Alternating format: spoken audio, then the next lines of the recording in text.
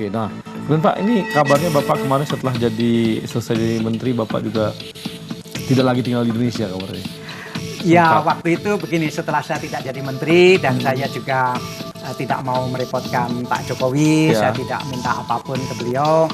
Kemudian saya berpikir, saya kemana ya? Apakah saya pulang ke Surabaya atau saya mencari kesibukan lain? Akhirnya saya putuskan saya tidak pulang ke Surabaya. Kenapa?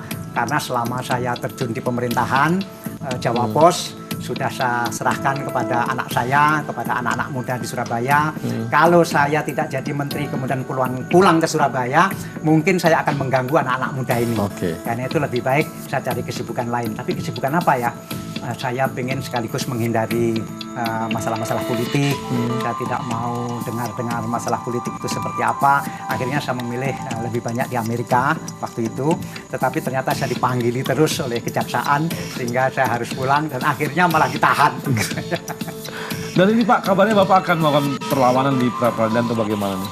Ya, kalau saya sih sebenarnya sudah ngomong ke teman-teman karena saya ini lagi diincar. Dulu sudah menang pra-peradilan di Jakarta, ternyata dikenakan kasus baru, tidak ketemu, dicarikan kasus yang sangat lama.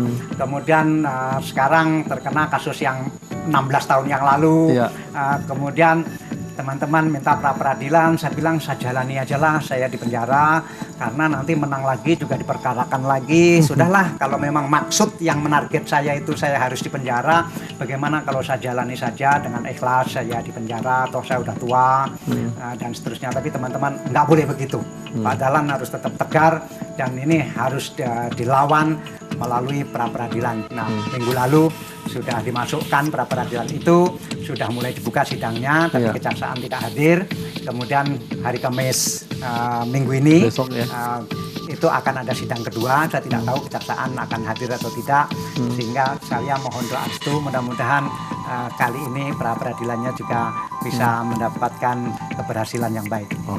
Jadi ini Pak ya, proses-proses ini akan Bapak lalui aja ya dengan atau ada yang akan melawan ini gimana gitu? Memang saya sendiri sikap saya seperti itu, tetapi saya tahu bahwa banyak sekali tekanan dari masyarakat. Saya menerima dukungan dari masyarakat ini luar biasa, dari Jawa Barat, dari Sumatera, dari Kalimantan, dari Sulawesi. Bahkan rumah ini terus didatangi tamu, kepala-kepala suku dari Wamena itu datang, kemarin dari NTB, dari NTT, banyak sekali datang di sini. Kalangan Tionghoa, kalangan Konghucu, ada dari Romo, Katolik, ada teman-teman dari gereja Protestan, banyak datang ke sini memberikan dukungan. Saya merasa terharu dan saya tidak tahu harus mengucapkan terima kasih bagaimana kepada beliau-beliau itu ya, melalui Pak Sinulinga saya mengucapkan terima kasih atas dukungan itu. Saya terima kasih bahwa mereka percaya bahwa saya tidak seperti yang dituduhkan itu. Iya Pak, kan gini Pak, masalahnya Bapak itu kan banyak pendukung dulu sampai Bapak maju ke mana? Maju ke ini ya, Demokrat. Ya, konvensi Demokrat itu kan adalah sebuah proses untuk maju sebagai kepala pemerintahan, kepala negara di Indonesia ini. Dan itu kan akhirnya membuat Bapak banyak pendukung di Indonesia gitu loh. Dan ini kan sebenarnya kehilangan juga Bapak kalau Bapak tiba-tiba harus hilang dari kondisi politik Indonesia. Tapi saya tahu bahwa politik itu seperti itu. Dan kita juga harus fair, harus memberi kesempatan kepada Pak Jokowi sebagai presiden baru waktu itu untuk bekerja sepenuh-penuhnya, jangan diganggu.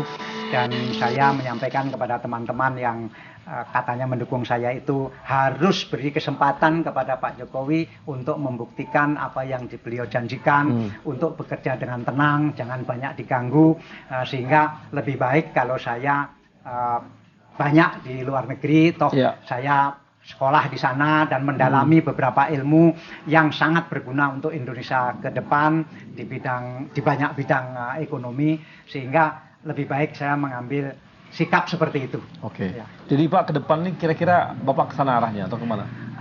Saya sih kita berdoa ya bahwa Bapak lepas dari ini semua dan kita nanti konsentrasi saya sekarang melayani kejaksaan. Apa yang diinginkan oleh kejaksaan saya jalani, dan akhirnya seperti apa saya mohon doa restu pada Pak Sinulinga, para pemirsa dan kepada teman-teman semuanya. Ya. Itu Pak ya. Oke Pak, terima kasih Pak Dahlan. Saya terima kasih. Terima kasih. Punya kesempatan untuk mengucapkan terima kasih kepada teman-teman saya. Oke, pemirsa, terima kasih kita sudah 1 jam bersama Pak Dahlan dan sudah banyak kita dengarkan cerita bagaimana Pak Dahlan bertarung, berjuang untuk segala masalah-masalah yang dihadapi. Dan kita tahu juga bahwa ternyata setelah tadi dibuka, walaupun nanti akan dibuktikan di pengadilan, dan kita berharap juga bahwa semua kebenaran akan terbuka, dan kalau memang benar, tidak ada yang bisa menghalang-halangi. Dan kita akan berdoa untuk Pak Dahlan. Terima kasih, selamat malam. Terima kasih.